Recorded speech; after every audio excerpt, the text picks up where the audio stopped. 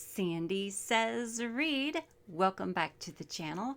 This evening we are going to do the second review in our three-part series on The Word and the Void by Terry Brooks. The second book in the series is A Night of the Word. I'm looking at my notes like it's A Night of the Word. This one was published in 1998. In this special edition, it goes from pages 279 to 484. Yesterday, a minute ago, we did a review of the first book in the trilogy, Running with the Demon. Tomorrow, we will do Angel Fire East. We're splitting these up because my recording mechanism is not awesome. So we're doing these one at a time. It's fine. Okay, so this one, the second book in the trilogy, takes place about 5 years after Running with the Demon, about 5 years after Nest has made a decision on her own. She's made a decision against bad things.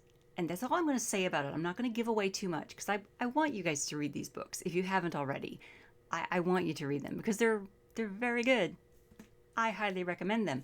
Now, I'm going to go ahead and read the blurb about A Night of the Word. I didn't read the other one yesterday. It's all right. It's okay. Here we go. When his magic could not prevent an unspeakable act of violence, John Ross renounced his mission as a Knight of the Word and settled in Seattle to build a normal life. But a fallen knight makes a tempting prize for the void, and merciless demons track him down.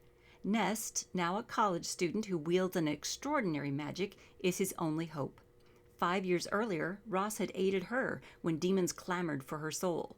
Now she must return the favor, or Ross and Nest will pay with their lives. Okay, so what's happening in this story? It's first of all, it's taking place over Halloween weekend, a Halloween week. And what's taking place is John Ross, he's a Knight of the Word. He's a good guy. He's given his life basically to doing good things and going where the Word guides him to go and help people. He has prophetic dreams where he sees something happening that he wants to prevent. So he goes out to help people and prevent a bad thing happening. And sadly, he sees something happening in one of his dreams. He goes to prevent it, and he can't prevent it. Terry Brooks did an awesome job of torturing this character. John Ross tries to prevent this massacre of some children, and he's unable to prevent it. And he's broken. It breaks him. It breaks his soul. It breaks his spirit. He's like, okay, I give up. I'm not going to be a Knight of the Word anymore. The thing is, you can't just give that up. It's not his place to say, I'm not going to do this anymore.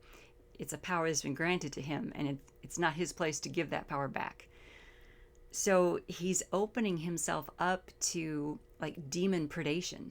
These demons are coming for him because he's not following his path. He's not doing the things he's supposed to be doing. He thinks he's given up this knighthood. He hasn't really. The demons are coming for him. And a denizen of the Word, a good character, a magical character, comes to Nest and says, hey, John Ross is in trouble. You need to go help him. Go to him and tell him that he's in danger. He's in danger of becoming a tool for the void. This is bad. Go to him and let him know. And Nest is like, okay, is this really my place to do? And so she's torn with what she should do. She does the right thing, and she goes to Seattle, and she leaves behind her support system. You know, in the first book, we met Pick, the little Sylvan that sits on her shoulder in the park, right? This constant friend and guide. She has to leave him behind, and she goes off alone to Seattle. And on the way to Seattle, she is beset by problems. And her travel is interrupted. I mean, the demons want to stop her from going to John Ross and warning him. So she comes up against problems on her way there. But she does get to him, and she does tell him, hey, you're in danger. This is a bad thing. And